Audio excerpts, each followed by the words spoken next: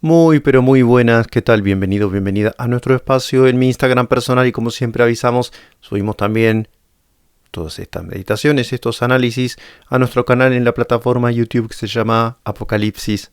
Ahora, quien te habla, Guillermo Álamo, me presento. Estamos haciendo un ciclo de lectura de la Biblia por razones contextuales, por razones históricas, por razones que tienen que ver con Ogaño, con el tiempo de ahora. Mirá la palabra que acabo de resucitar, impresionante. Decidí darle desarrollo al tema del último libro de la Biblia. ¿Por qué? Estoy convencidísimo de que estamos viviendo tiempos proféticos. Están sucediendo cosas muy importantes. Todavía no voy a encargar en particular de lo que está por pasar en Roma.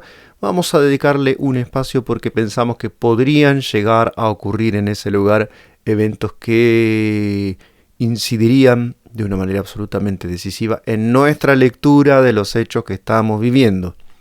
Acá tenemos que hacernos cargo de que tenemos lecturas, tenemos interpretaciones del texto bíblico en sí mismo y también tenemos, por supuesto, interpretaciones desde lo que creemos del texto sobre la realidad. Ahora, lo que tenemos que buscar en el análisis de un texto bíblico, que es lo que estamos intentando hacer en este espacio, es poner en claro dónde está lo que nosotros pensamos y dónde está lo que dice el texto. Poner una separación, ser claros respecto de las líneas interpretativas que abrazamos cada uno de nosotros, y eso tratamos de hacer.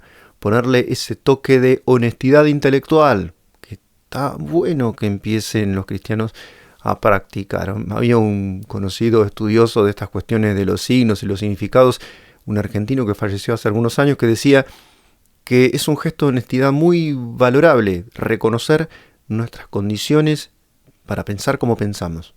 Lo decía con un lenguaje súper técnico, no voy a meter en eso ahora, no es el tema de este video, pero sí que justamente el fuerte de la ciencia es reconocer en qué fuentes, en qué teorías, en qué paradigmas, en qué axiomas me baso yo para decir lo que digo y hacer las producciones simbólicas, discursivas, científicas, lo que sea, que yo me dedico a hacer. O sea, ponerme en claro respecto de todo eso que otros prefieren ocultar, mantener ahí escondido, no reconocer que tienen una manera de pensar, sino que ellos hablan desde la realidad misma de las cosas.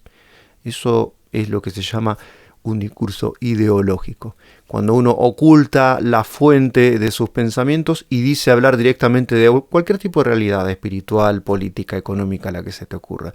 Reconocer las fuentes es bueno, reconocer nuestras teorías es honestidad intelectual. Bueno, nos toca el capítulo 7 de Apocalipsis, un capítulo que tiene mucho más enigma que historias para contar.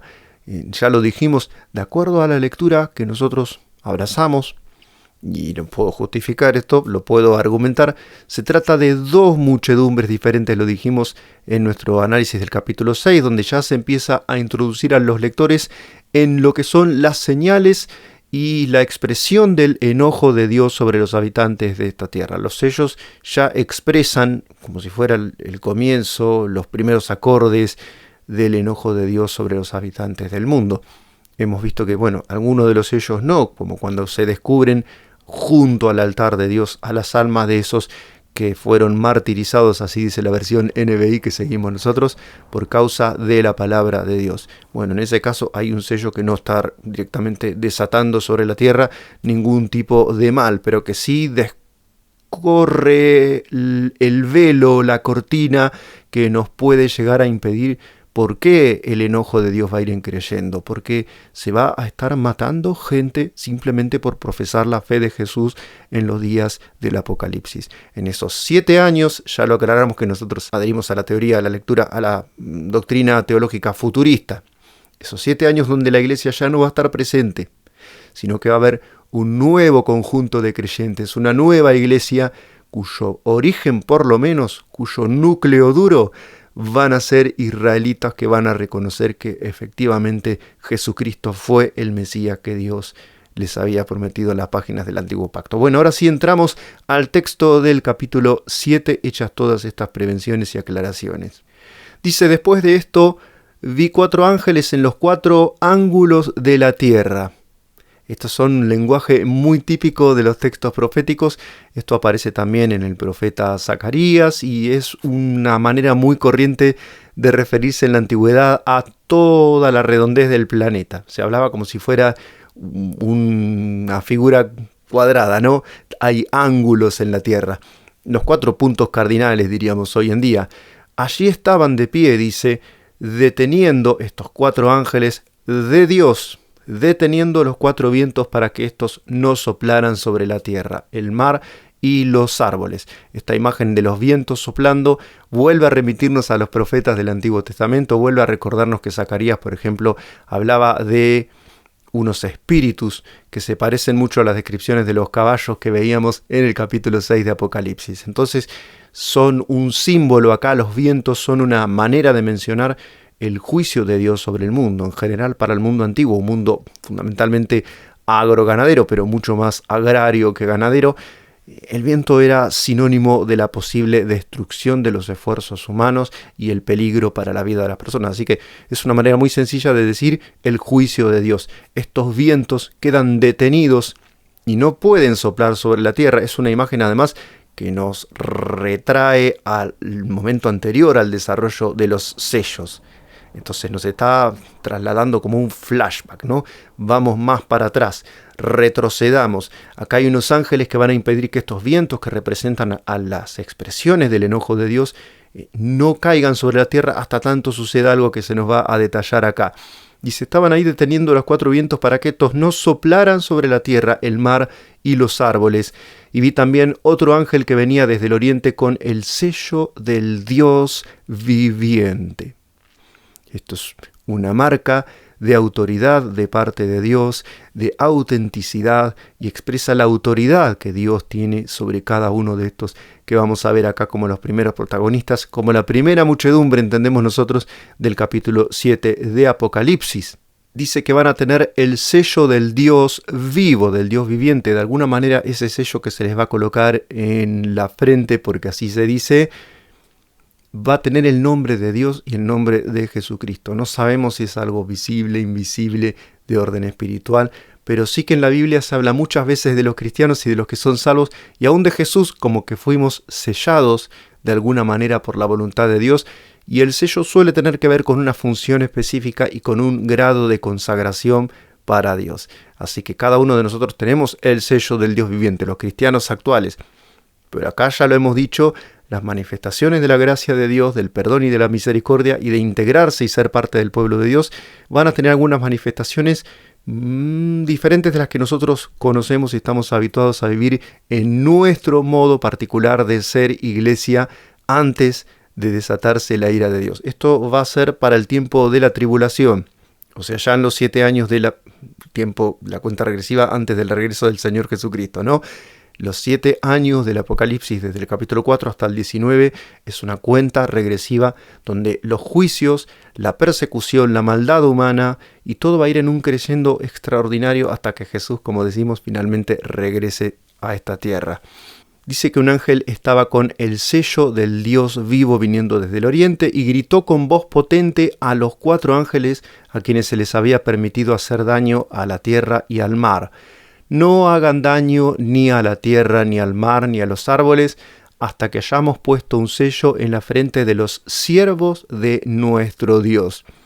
Acá ya hay una primera definición que nos resulta enigmática porque no se aclara mucho qué clase de servicio prestarán estos personajes que se va a introducir con un número tan exacto como el que vamos a leer ahora. Pero sí que van a ser gente que van a servir a Dios. Si no va a ser evangelizando, cosa que no está tan clara, por lo menos el texto nunca menciona que estos 144.000 vayan a ser en el futuro evangelistas o misioneros o algo así, ni que vayan a dar testimonio. No se menciona nada de esto, por lo menos en este contexto no los podemos identificar por un servicio de los que conocemos ahora. Quizás se trata del servicio más en general de ser un servidor de Dios en el sentido de rendirle adoración, de rendirle culto. No sabemos.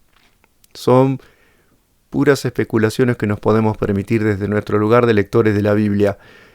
Dice, no hagan daño a la tierra ni al mar hasta que hayamos puesto un sello en la frente de los siervos de nuestro Dios.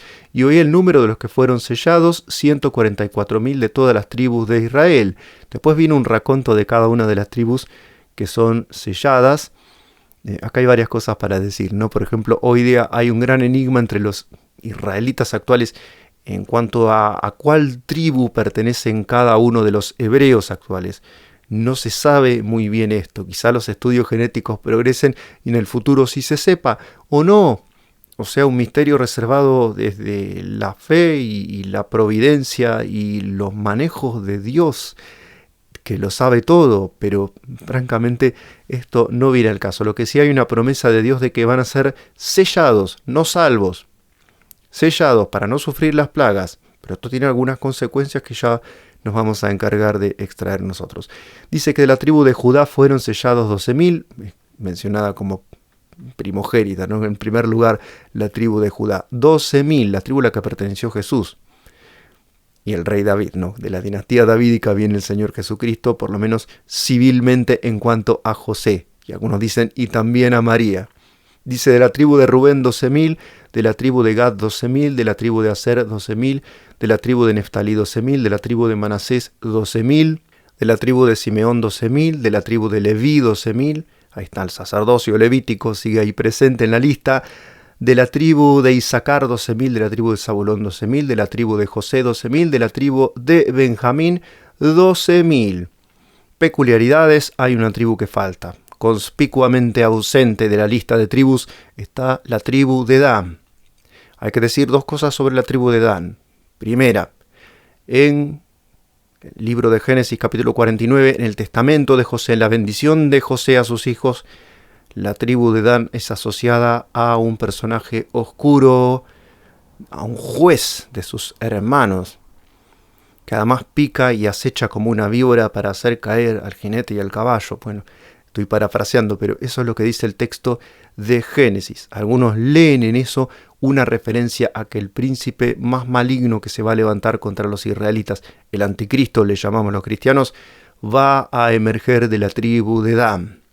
De nuevo, es un enigma y se basa únicamente en la lectura particular de este pasaje de Génesis, que sí que da que pensar.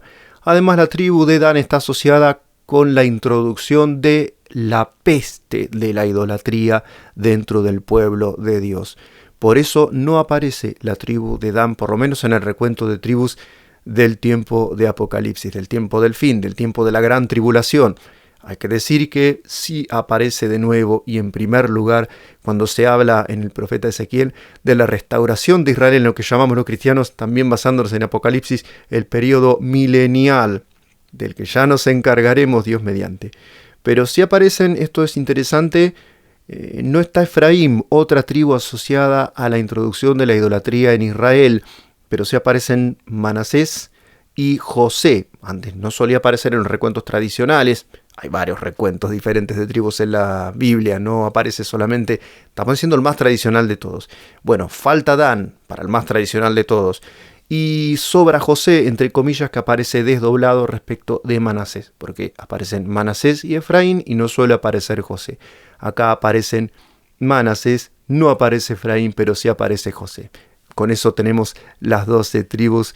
Y si son 12.000 de cada tribu, forman 144.000. Son sellados, son escogidos, se van a dar algunas características más importantes. Las vamos a mencionar cuando lleguemos al capítulo 14. Pero hay que decir que son consagrados, que son varones, que son personas íntegras moralmente, que son muy especiales y de los cuales se va a exigir el celibato absoluto. No vamos a meter más en detalles, pero ya spoileamos todo el final de la película. Una segunda multitud aparece desde el versículo 9 y dice: después de esto miré y apareció una multitud tomada de todas las naciones, tribus, pueblos y lenguas. Hagamos un retroceso y reflexionemos en esto. La primera gran multitud está en la tierra. Son israelitas. O sea, los que entienden que esto es simbólico, la verdad no hay mucho de qué agarrarse. Se dan muchos detalles de la primera multitud que son muy concretos. ¿A qué individualizarlos tanto si representan simplemente a los creyentes? Podría haber dicho, son creyentes, no necesariamente israelitas, son de varias razas, Pero no se dice eso de la primera multitud. Van a estar en la tierra, van a ser inmunizados especialmente por ángeles con el sello del Dios viviente en sus frentes, para que no sean tocados con las plagas de los sellos, trompetas y copas en los que se va a expresar el enojo de Dios. Pero acá tenemos una segunda multitud muy diferente en su composición, en su número y varios rasgos más. Fíjate, dice: después de esto miré y apareció una multitud tomada de todas las naciones, de todas, sin excepciones acá. Y no van a hacer un raconto de tribus ni nada extraño. Tribus, pueblos y lenguas. Dice: era tan grande esta multitud que nadie podía contarla. Ojo, en el cielo vamos a tener nuestra individualidad, vamos a tener nuestra personalidad, vamos a reconocer, decía un famoso orador cristiano, cuando veamos a Abraham o a Isaac o a Jacob, vamos a decir: este es Abraham, este es Isaac y este es Jacob. No es que vamos a ser vaciados de nuestro componente individual de cuando estuvimos en la tierra, sino que vamos a preservar nuestra individualidad tal como la vivimos, incluso nuestra pertenencia a determinadas etnias y nuestro lenguaje. Pero de alguna manera nos vamos a entender mucho mejor de lo que nos podemos entender ahora, incluso hablando la misma lengua y compartiendo el mismo sustrato cultural. Dice que era tan grande esta segunda multitud que nadie podía contarla. La diferencia es clarísima. Acá no tenés un número, sino que tenés una innumerable multitud sin pertenencia étnica diferenciada. Estaban en pie delante del trono y del Cordero. Otra vez, el Padre y el Hijo son equiparados. En todo el texto de Apocalipsis, el Padre y el Hijo están en el mismo lugar de autoridad, el mismo lugar de Dios. Dice: vestidos en ropas blancas y con ramas de palma en la mano.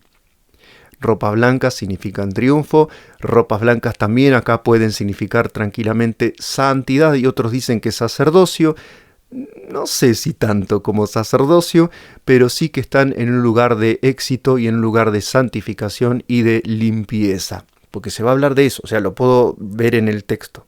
Entonces, cuando yo lo veo en el texto me lleva a mí a interpretar que ahí blanco significa santificación, haberse santificado durante sus vidas para merecer estar en la presencia de Dios ya en el cielo, porque esta segunda multitud no está en la tierra, está en el cielo. Proclamaban a gran voz, con palmas en la mano, significa triunfo. Dicho sea de pasada, esto se hacía cuando había un gran triunfo de tipo militar, por ejemplo. No había algo que celebrar y se usaban las palmas como emblema de éxito, de triunfo, de victoria y de júbilo. Así que también recuerda cuando Jesús estuvo en la tierra y entró y fue recibido. Esto recuerda el Evangelio de Juan, capítulo 12, cuando Jesús es recibido en Jerusalén. Y una semana antes de gritar crucifícale, gritaban: Hosana al Hijo de David, Hosana en las alturas. Bueno, volvemos a nuestro texto, versículo 10, estamos leyendo Apocalipsis 7. Proclamaban a gran voz, estos emblanquecidos, estos santificados, estos que pasaron por situaciones de aprieto probablemente: la salvación viene de nuestro Dios que está sentado en el trono y del Cordero. ¿Se santificaron? Sí. ¿Vivieron una vida ejemplar? Sí. ¿Pasaron situaciones de aprieto? Sí. ¿Fueron probados en su fe? Sí. ¿No cedieron a las tentaciones, sino que privilegiaron el reino? Sí. Pero ellos estaban conscientes de que si estaban ahí en el cielo y se habían recibido esas ropas y estaban santificados, era todo un regalo, era gracia divina en estado puro. Y nunca lo ponían en duda, nunca se autoatribuían el mérito de estar en donde estaban. La salvación viene de nuestro Dios y del que está sentado en el trono y del Cordero. Nuestra salvación viene de nuestro Dios que está sentado en el trono y del Cordero. Esto lo tenemos que tener en claro todos. Todos los ángeles estaban de pie alrededor del trono, de los ancianos y de los 4 seres vivientes, estos 4 querubines, y de los ancianos que ya hemos hablado larguísimamente, se postraron rostro en tierra. Estos que estaban parados se postraron rostro en tierra delante del trono y adoraron a Dios, uniéndose a esta multitud humana de redimidos, diciendo: Amén. La alabanza, la gloria, la sabiduría, la acción de gracias, la honra, el poder y la fortaleza son de nuestro Dios por los siglos de los siglos. Amén. Entonces uno de los ancianos me preguntó, como diciendo, aprovecha que acá venís a buscar información y estás muy callado y todavía no sabes de qué se trata lo que estás viendo. Esos que están vestidos de blanco, ¿quiénes son y de dónde vienen? Eso tú lo sabes, mi señor, respondí. Le dice Juan presenciando esta escena en el cielo, ¿no? Él me dijo, aquellos son, atención a lo que dice la NBI, pues ya voy a explicar por qué toma esta decisión y por qué no es tan clara la razón que tienen para hacer esto.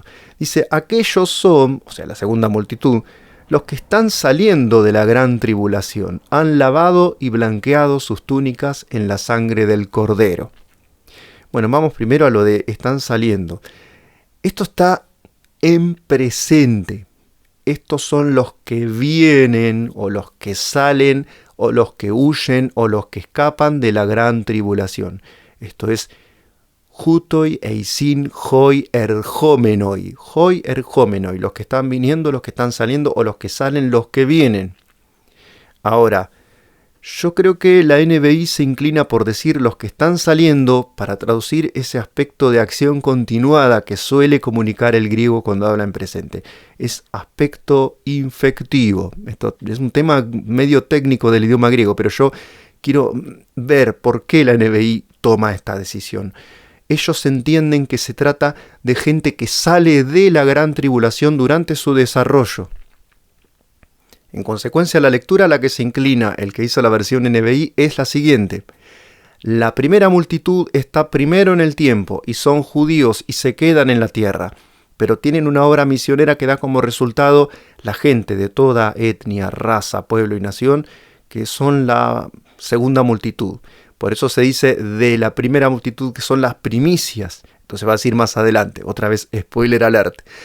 Son las primicias, entonces los que vienen después son el resultado de esas primicias y son la continuación o el fruto, digamos así, de la obra misionera, de la obra ministerial de la primera multitud. Es la lectura a la que se aferran o en la que creen los autores de la Biblia NBI y es la lectura general de la mayor parte de los teólogos.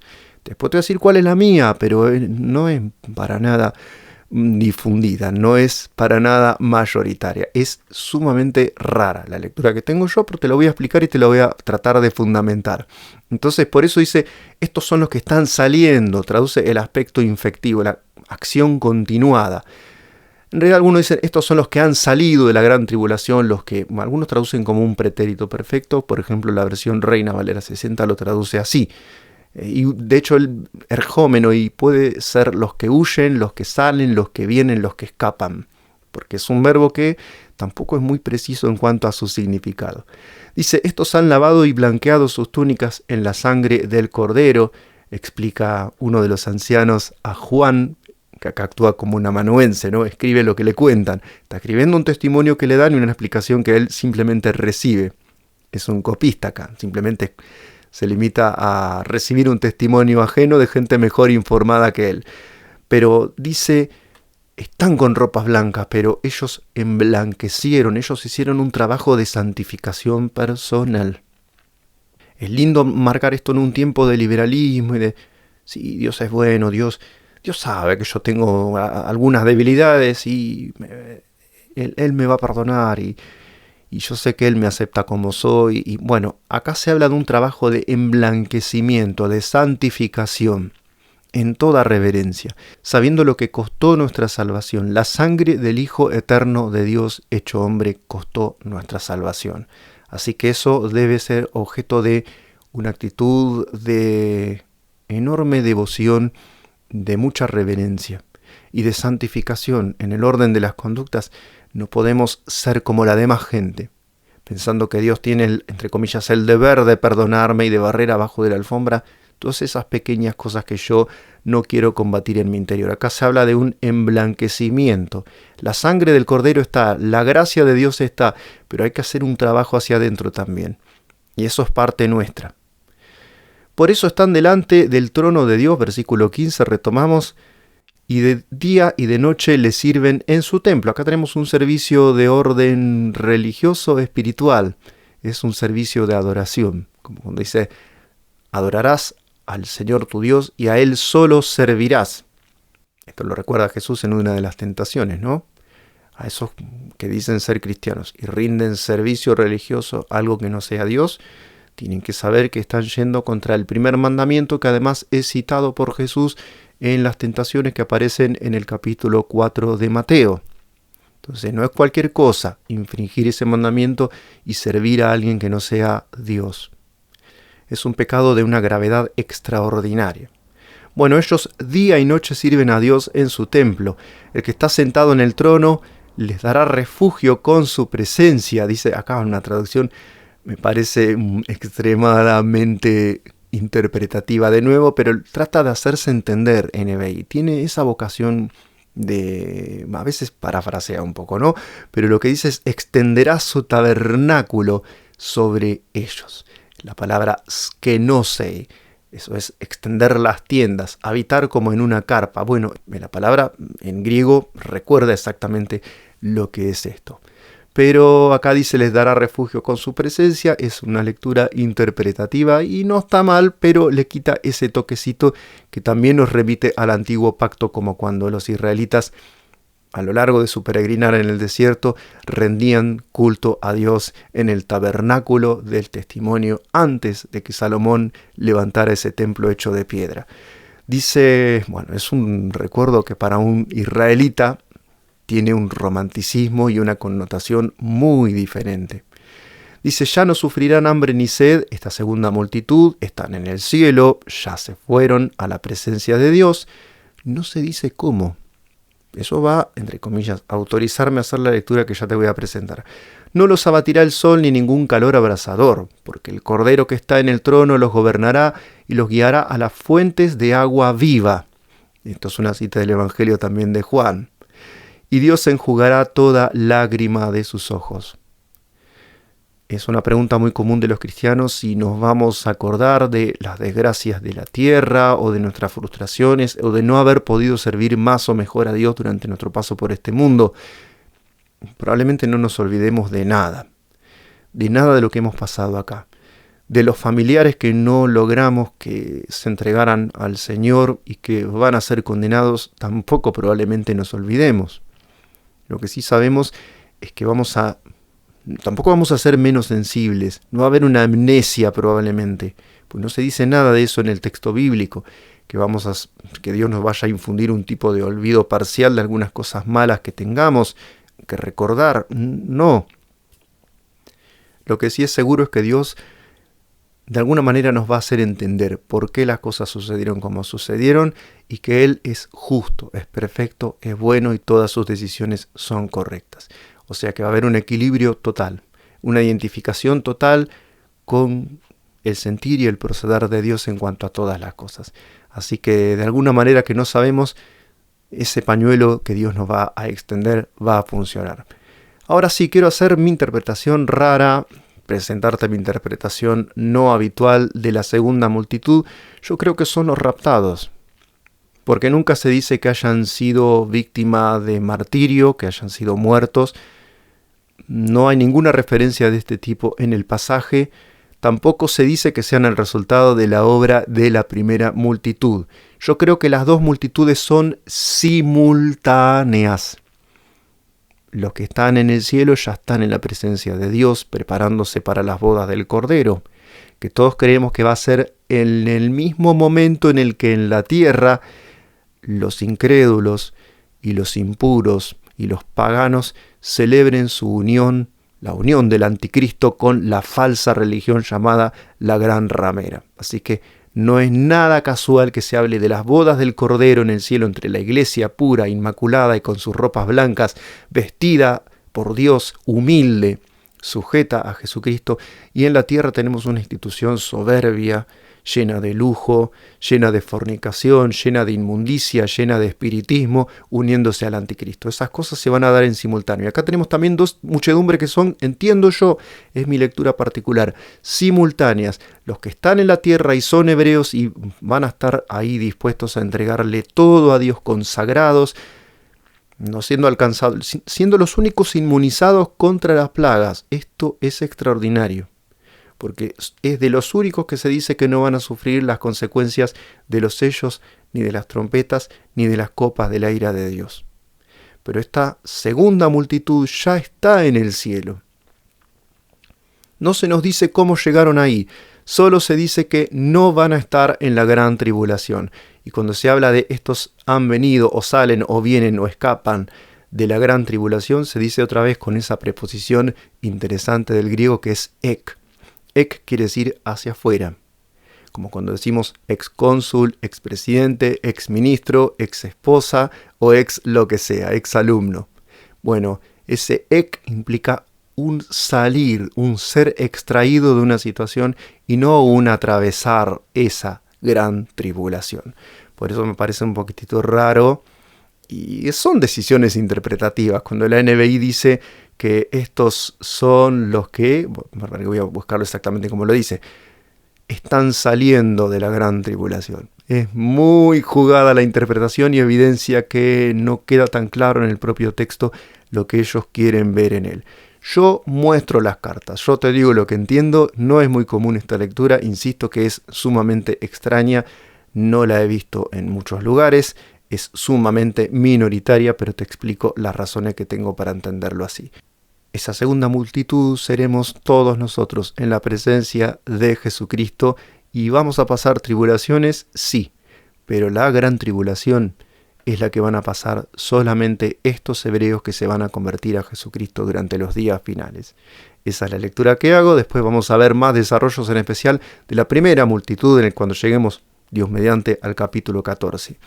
Ahora nos queda retomar más del decurso de la expresión del enojo de Dios, nos queda todavía el séptimo sello y empiezan a describirse las trompetas. De todo eso nos vamos a seguir enterando, Dios mediante, en nuestra lectura de los textos de la Biblia. Leemos, tratamos de interpretar y contextualizamos. Le ponemos algún toquecito de idioma, de lenguaje, de todo eso, si nos puede ayudar a entender las cosas un poco mejor. Esa es la propuesta que hacemos, no quedarnos en la lectura tradicional, que está muy bien, pero que creemos que es un género sumamente bien representado en las redes sociales, que es el del devocional. Nosotros tenemos esta propuesta de hacer un acercamiento, un toquecito más, entre comillas, por supuesto, por favor, científico. Así que si querés seguir en esa propuesta, te invitamos a que lo hagas y por favor a que compartas estos videos, así lo seguimos haciendo. Dios te bendiga y nos vemos en el análisis del capítulo 8 del Apocalipsis de Juan.